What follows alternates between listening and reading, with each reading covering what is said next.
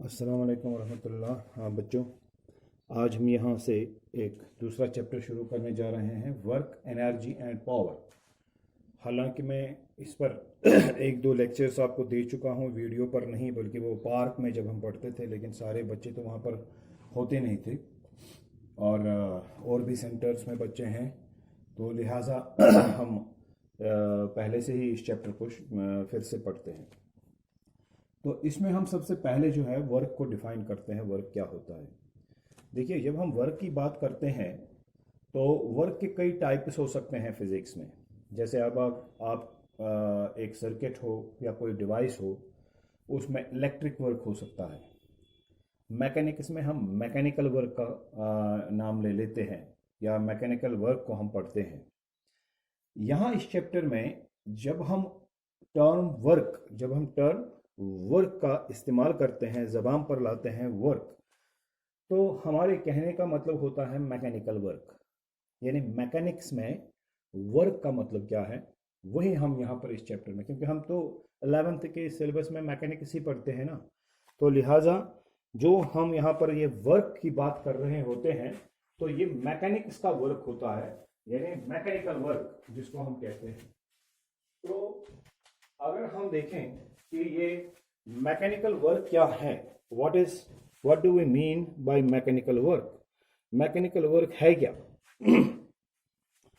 तो हम कहेंगे कि भाई मैकेनिक्स में हम उस वक्त कहते हैं कि हमने एक बॉडी पर या एक ऑब्जेक्ट पर वर्क किया। ये दो तरीकों से कहा जाता है। या तो हम कहेंगे कि भाई देखिए, ये एक सरफेस है मान लीजिए, और इस सरफेस पर हम एक बॉडी या एक ब्लॉक को रख लेते हैं लाइक दिस। अब अगर हम इस ब्लॉक को पुश करते हैं, एक फोर्स इस पर अप्लाई करते हैं, मान लीजिए यहां से मैंने एक फोर्स अप्लाई किया, ठीक है ना, तो ये जो फोर्स हमने अप्लाई किया है इस ब्लॉक पर, ये क्या करेगा, ये इस ब्लॉक को डिस्प्लेस करेगा, ठीक है। तो जब ये ब्लॉक इस फोर्स की वजह से डिस्प्लेस हो जाए, एक जगह से दूसरी जगह चला जाए, तो हम ये कहेंगे कि भाई इस ब्लॉक ने कुछ वर्क किया है, या हम ये कहेंगे कि इस फोर्स ने ब्लॉक पर कुछ वर्क किया है।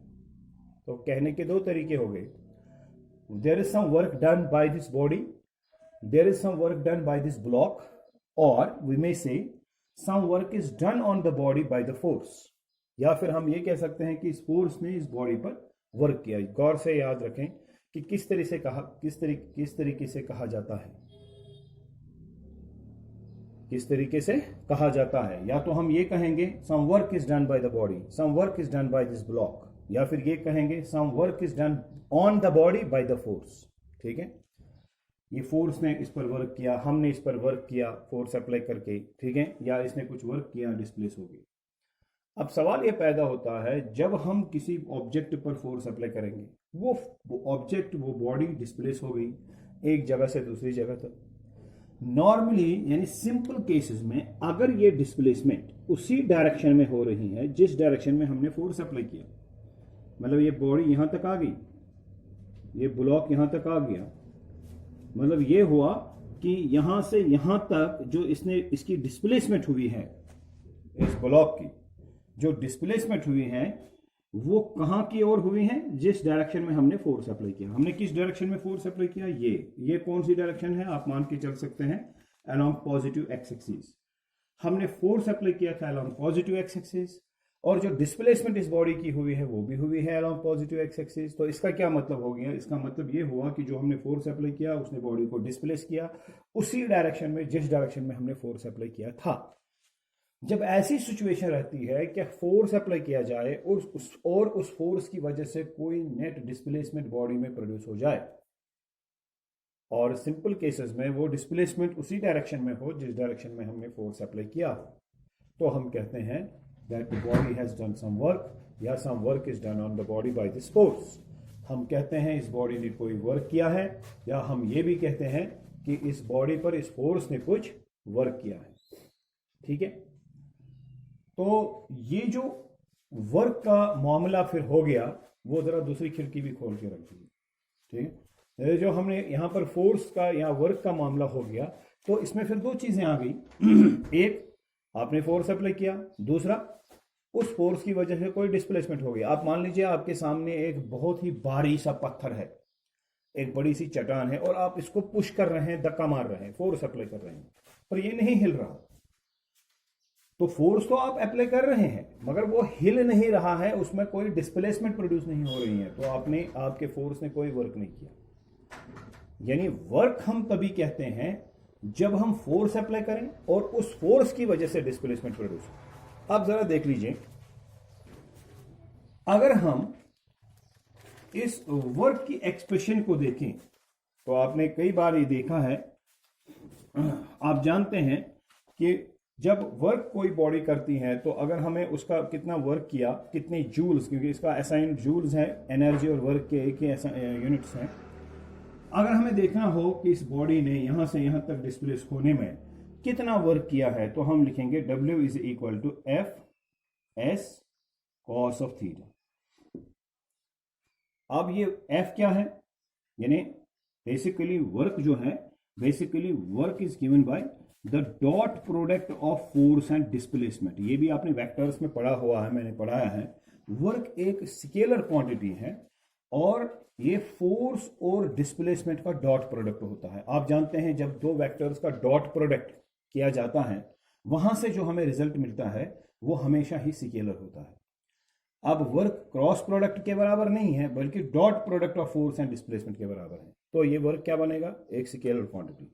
इस डॉट प्रोडक्ट को आप ऐसे भी लिख सकते हैं, F S cos of theta. F S cos of theta. Theta क्या है, angle between force and displacement.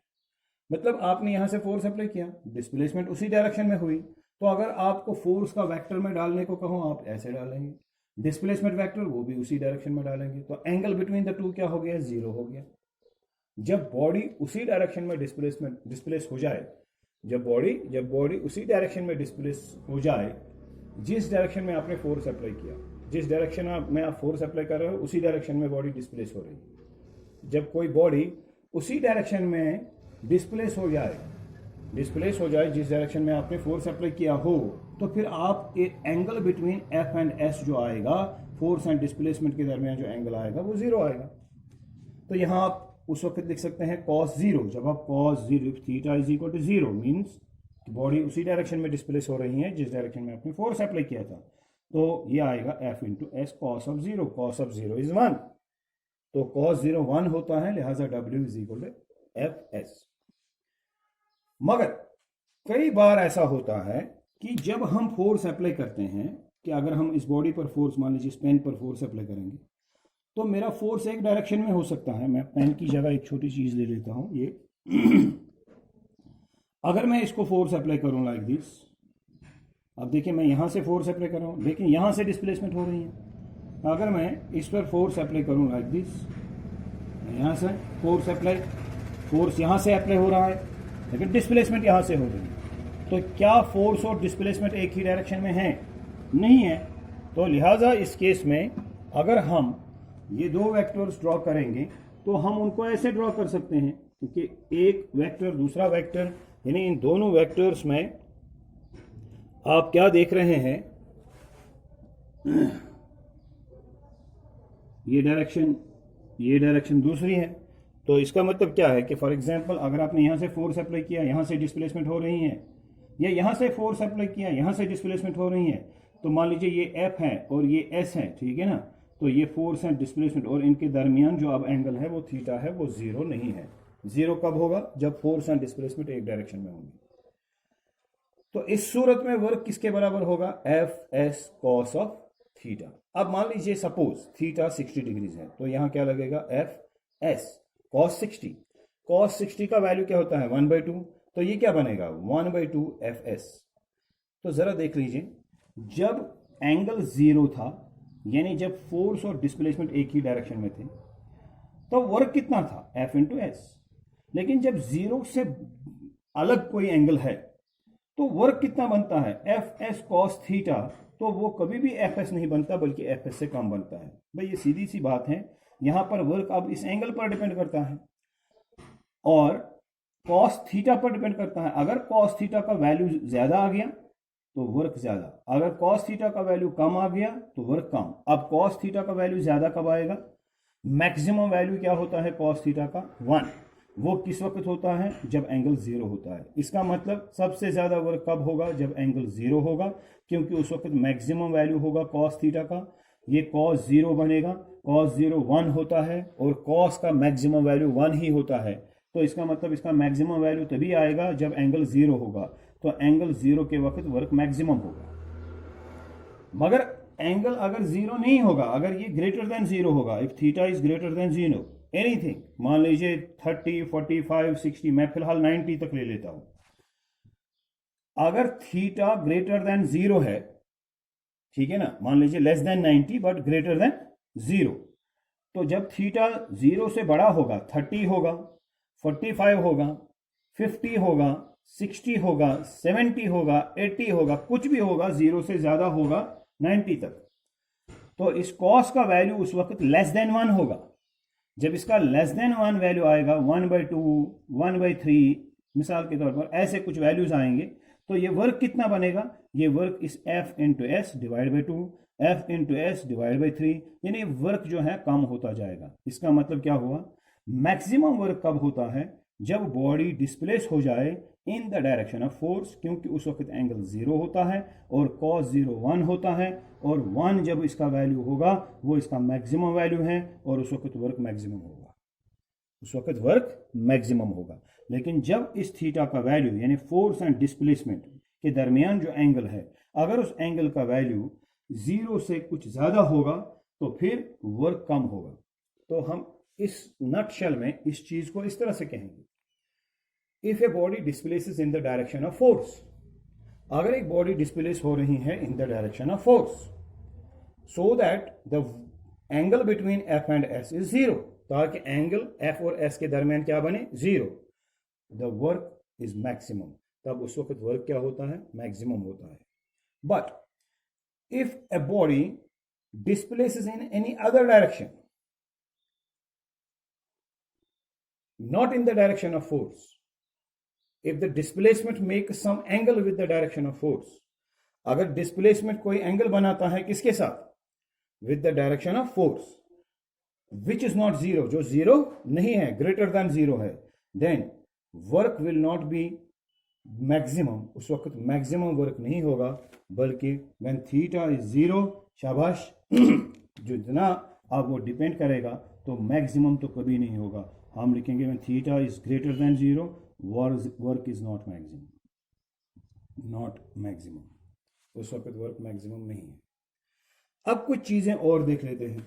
देखिए, हमारा जो ये सिंपल सा एक्सप्रेशन है, यानी वर्क को समझने के लिए अभी हम डेफिनेशन भी पूरा हमने नहीं बताया है, क्योंकि ये डेफिनेशन वगैरह हम पूरा बता सकते हैं जब हम इस चीज़ को पूरा कर लेंगे। आपने देखा हमारे पास है W is equal to F S cos theta, ठीक है। अब if theta is equal to 0, शाबाश, means F and S same direction में है, तो क्या मिलता है आपको? W is equal to F into S, वो मैक्सिमम होता है उस वक्त। फिर आप लिखेंगे if suppose theta is equal to 90, ठीक है, या पहले मैं लिखूंगा if theta is greater than 0, ठीक है, थीटा इज ग्रेटर देन 0, तो ग्रेटर देन 0 मैं इस तरह से भी लिख सकता हूं, if theta is greater than 0 but less than 90, theta greater than 0 है लेकिन लेस देन 90 है, तो फिर क्या बनेगा? फिर W इज इक्वल टू, शाबाश, एफ एस और डिवाइड बाई समथिंग, क्योंकि थीटा ग्रेटर देन 0 होगा तो यहाँ पर क्या आएगा? कोई फ्रैक्शनल वैल्यू आएगा, 1 नहीं, 1 से कम आएगा, तो वो वर्क क्या बनेगा? Then work is not maximum, अब वर्क मैक्सिमम नहीं रहेगा, ठीक है। फिर ज़रा देख लीजिए, if theta is equal to 90, तो आपको क्या मिलेगा? W is equal to F S cos 90, cos 90 क्या होता है? 0, तो W इज इक्वल टू 0, ठीक है। अब इसकी क्या एग्जांपल है? ये तो हमने, इसकी एग्जांपल ये है कि फोर्स अप्लाई किया, वहीं से डिस्प्लेसमेंट हो गई, angle 0 between F and S. इसकी भी मैंने एग्जांपल आपको दिखाई कि अगर हम यहाँ से फोर्स अप्लाई करेंगे और यहाँ से डिस्प्लेसमेंट होगी, या यहाँ से फोर्स अप्लाई करेंगे, यहाँ से डिस्प्लेसमेंट हो सकती है। तो ये हो गया theta greater than 0 but less than 90। यहाँ पर वर्क जो है मैक्सिमम नहीं होगा, लेकिन कुछ ना कुछ वर्क जरूर होगा। फिर थीटा इज 90, वर्क इज 0, क्योंकि cos 90 इज 0। अब इसकी कोई एग्जाम्पल, बेहतरीन एग्जाम्पल इसकी ये है जो मैं पढ़ा चुका हूँ, सेंट्रीपिटल फोर्स। आप जानते हैं कि direction of motion, direction of velocity, direction of displacement, किसी भी पॉइंट पर, मान लीजिए इस पॉइंट पर, पॉइंट ए पर एक पार्टिकल ऐसे घूम रहा है इस सर्कुलर पाथ में, और पॉइंट ए पर क्या हो रहा है, पॉइंट ए पर पहुंचने के बाद इस पार्टिकल का क्या हो रहा है, जैसे ही यहां तक पहुंच गया, इसकी डायरेक्शन अगर हम इस पॉइंट ए पर देखेंगे तो इस पॉइंट ए पर इसकी डायरेक्शन होगी ये अलोंग द टेंजेंट, ठीक है ना। ये डायरेक्शन ऑफ मोशन है, ये डायरेक्शन ऑफ वेलोसिटी है, ये डायरेक्शन ऑफ डिस्प्लेसमेंट है। तो अगर ये डायरेक्शन ऑफ डिस्प्लेसमेंट है, यानी इस पॉइंट पर इसको डिस्प्लेसमेंट होनी चाहिए यहाँ से, लेकिन सेंट्रीपिटल फोर्स की वजह से ये घूमता है सर्कुलर पाथ में। मगर यहाँ पर जरा देखिए, सेंट्रीपिटल फोर्स तो इस तरफ होता है, टुवर्ड्स द सेंटर। अब ये जो है ये डायरेक्शन ऑफ फोर्स है, ये है डायरेक्शन ऑफ डिस्प्लेसमेंट। इन दोनों के दरमियान एंगल क्या है, 90। मतलब ये हुआ सेंट्रीपिटल फोर्स के मामले में F और S के दरमियान एंगल 90 होता है, तो वर्क कितना होगा, 0। तो हम कहेंगे कि सेंट्रीपिटल फोर्स जो होता है ये 0 वर्क करता है किसी भी ऑब्जेक्ट पर। कोई भी बॉडी जब सर्कुलर पाथ में घूम रही हो, उस पर जो सेंट्रीपिटल फोर्स होता है, the work done by the centripetal force is 0। Why? Because the direction of the centripetal force is perpendicular to the direction of displacement. यहाँ F और S परपेंडिकुलर होते हैं और एंगल 90 बनता है, वर्क 0 हो गया। मैंने ये सारी केसेस आपको पहले ही क्यों बता दी, क्योंकि इससे ही हम डेफिनेशन समझते हैं। ये देख लीजिए, क्या यहाँ पर वर्क 0 है जब एंगल 0 है, मतलब जब फोर्स और डिस्प्लेसमेंट एक ही डायरेक्शन में है, क्या वर्क 0 है? नहीं, वर्क तो मैक्सिमम है। अगर एंगल 0 ना हो, 0 से ज्यादा हो लेकिन 90 से कम हो, क्या वर्क 0 होता है? नहीं, वर्क कुछ ना कुछ होता है, लेकिन वो मैक्सिमम नहीं होता। मतलब जब फोर्स और डिस्प्लेसमेंट एक ही डायरेक्शन में हो, जब बॉडी डिस्प्लेस हो in the direction of force, उस वक्त भी कोई ना कोई वर्क होता है। जब बॉडी डिस्प्लेस ना हो in the direction of force, उस वक्त भी कुछ ना कुछ वर्क होता है। फिर वर्क कब नहीं होता है? जब बॉडी डिस्प्लेस हो जाए perpendicular to the direction of force, यानी यहां से डिस्प्लेसमेंट है, ये डायरेक्शन ऑफ फोर्स है, ठीक है ना। अगर आप बॉडी यहां तक पहुंच गई हैं, मान लीजिए ये पार्टिकल यहां तक पहुंच गया है, यहां पर इसकी डायरेक्शन ऑफ डिस्प्लेसमेंट ये है अलोंग द टेंजेंट, और ये है डायरेक्शन ऑफ फोर्स, फिर एंगल बन गया 90। कहीं पर भी ऐसा ही होगा, ठीक है ना। तो यहां वर्क हो रहा है, इस केस में वर्क हो रहा है, इस केस में वर्क नहीं हो रहा है। लिहाजा हम अपनी वर्क की डेफिनेशन को और थोड़ा सा बेहतर बनाएंगे। हम कहेंगे work is said to be done by body if it displaces under the application of some force along any direction. देखिए, सीधी डायरेक्शन में जाए वर्क हो गया, सीधी डायरेक्शन में ना जाए तब भी वर्क हो गया, मगर परपेंडिकुलर डायरेक्शन में हो डिस्प्लेसमेंट ऑफ फोर्स तब वर्क नहीं होता है। लिहाजा हम ये कहेंगे work is said to be, mechanical work is said to be done by a body if it displaces under the application of a force along any direction but not at right angles to the direction of force. हाँ, तो mechanics में हम कहेंगे, in mechanics work is said to be done by a body. Mechanics में हम कहेंगे कि एक बॉडी ने वर्क किया है if it displaces under the application of some force, अगर ये डिस्प्लेस हो रही हो in the direction of some force along any direction, किसी भी डायरेक्शन में, इस डायरेक्शन में, दूसरी किसी डायरेक्शन में, but not at right angles to the direction of force, मगर इसकी डिस्प्लेसमेंट नहीं होनी चाहिए at right angles to the direction of force. तो फिर से जरा इस डेफिनेशन को बनाते हैं। In mechanics work is said to be done by body if it displaces along any direction under the application of some force but not at right angles to the direction of force। ये हो गया जी work, ठीक है। अब हम एक और चीज यहां पर देखेंगे, कुछ एंगल्स पर हमने वर्क को देख लिया है और फिर हम उसे कुछ समझ भी चुके हैं।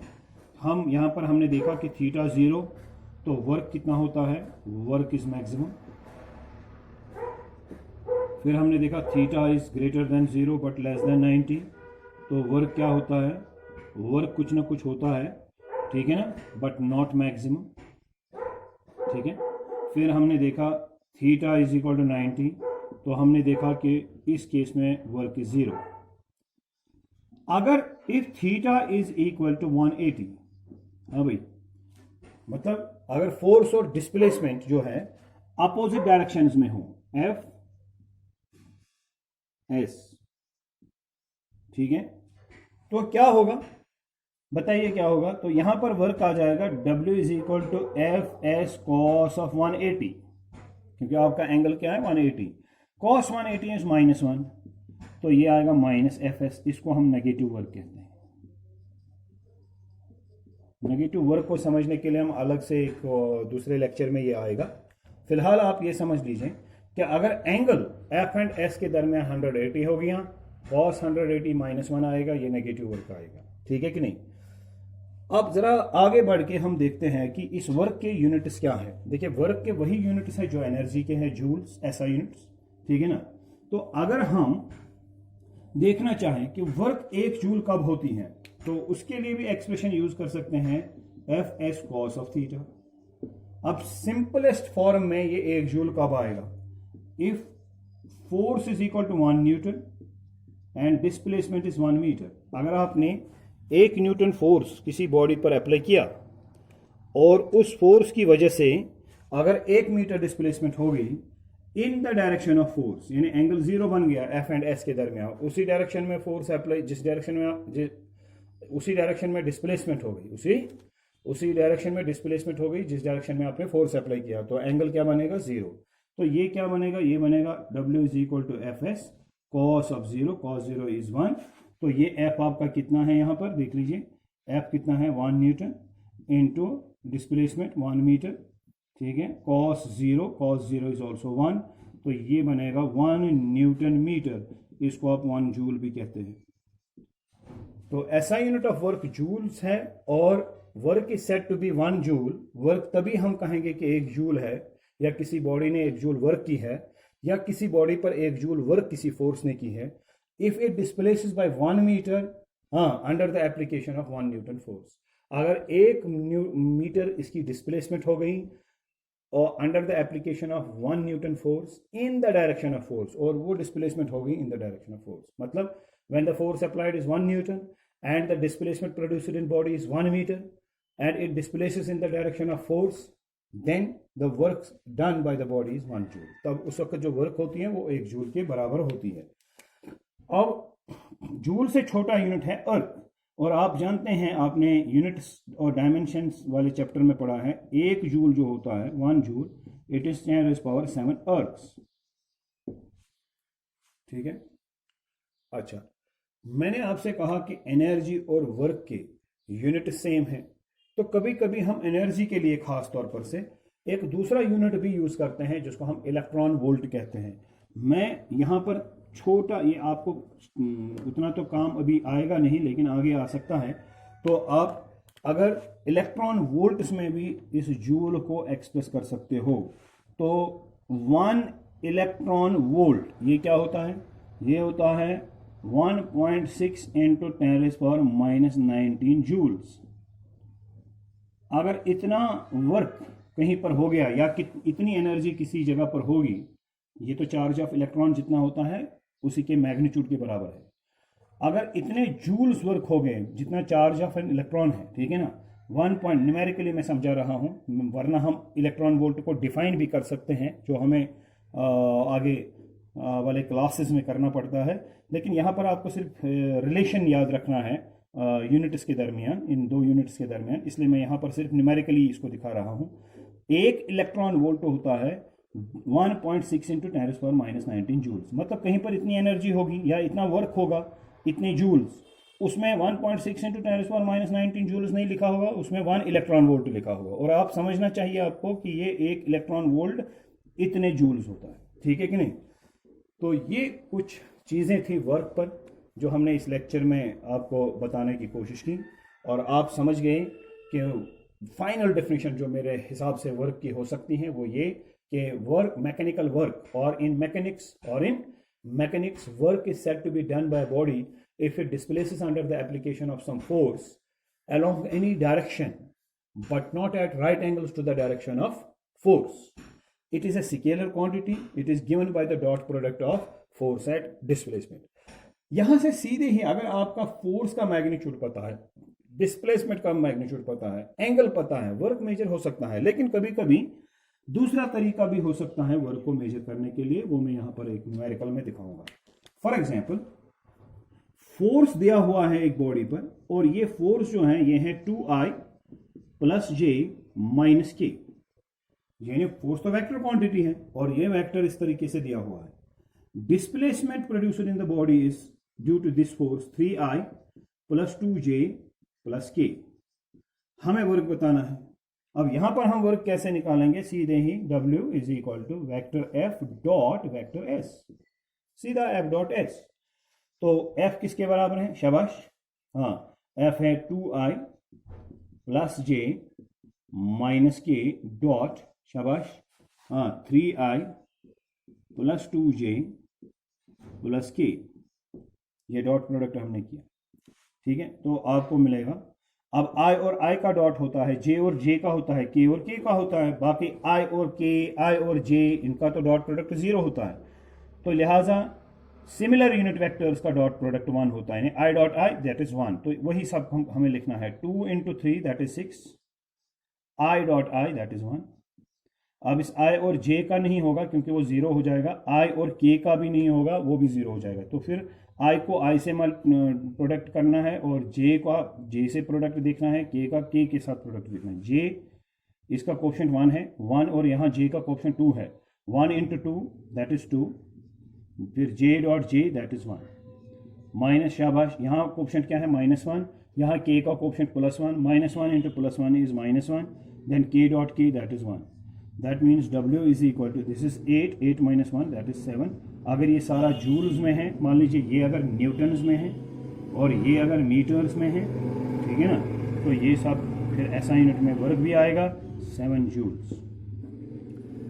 अच्छा, ऐसी सूरत में अगर फोर्स दिया है इस तरह से, डिस्प्लेसमेंट इस तरह से, तो वर्क कैसे निकालेंगे? वरना अगर फोर्स दिया है 3 न्यूटन्स, डिस्प्लेसमेंट दी है 5 मीटर्स, एंगल दिया है 60 डिग्रीज, तो आप वर्क निकाल सकते हैं। W is equal to FS cos theta. आपका फोर्स है सपोज 2 न्यूटन्स, आपकी डिस्प्लेसमेंट है मान लीजिए 5 मीटर्स, आपका एंगल जो है थीटा वो है 60 डिग्रीज, आप लिखेंगे cos 60। तो इस सूरत में आप इस तरह से निकाल सकते हैं, दिस इज 10, दिस इज 1/2, तो ये टोटल में आ जाएगा 5 जूल्स। मगर जब वेक्टर फॉर्म में फोर्स और डिस्प्लेसमेंट दिए हो तो आप डॉट प्रोडक्ट निकाल कर वर्क निकाल सकते हैं। और अब अगर आपको ये कहा गया कि फोर्स इतना है, डिस्प्लेसमेंट ये है, वर्क बताइए और एंगल बताइए बिटवीन F एंड S। अब आप जानते हैं, मैंने डॉट प्रोडक्ट में आपको बताया, अगर ये वेक्टर A है, ये वेक्टर B है, तो आपको पता है ना angle between A and B कैसे निकालना है, फिर डॉट प्रोडक्ट से ही निकालना है, ठीक है ना। तो कैसे होता है जरा बताइए? F डॉट S कैसे लिखेंगे? शाबाश, हाँ, कैसे लिखेंगे? शाबाश, magnitude of F, magnitude of S, शाबाश, इनटू कॉस ऑफ थीटा। ये डॉट प्रोडक्ट होता है। निकालना क्या है यहाँ पर? एंगल। तो हम क्या लिखेंगे? F dot S divide by mod of F, ठीक है ना, इनटू मॉड ऑफ S, शाबाश, is equal to cos of theta. अब F डॉट S जैसे आपने यहाँ पर निकाला वो लिखना है। फिर मॉड ऑफ F कैसे निकालेंगे? Under root of 2 square plus 1 square plus -1 square, mod of S under root of 3 square plus 2 square plus 1 square, ठीक है, आ गया mod of F, mod of S, F dot S। ऐसे आपने निकाला, angle आप निकाल सकते हैं। You should go back to the dot product जहां पर हमने एंगल्स निकाले, ठीक है ना। तो इस तरीके से हम फोर्स और डिस्प्लेसमेंट के दरमियान एंगल भी निकाल सकते हैं और वर्क भी निकाल सकते हैं। उस फोर्स की वजह से या डिस्प्लेसमेंट की वजह से जो वर्क हुआ होगा वो भी निकाल सकते हैं, ठीक है ना। तो मेरे ख्याल से इस लेक्चर में इतना ही, आगे हम दूसरे लेक्चर्स में इंशाल्लाह देखेंगे।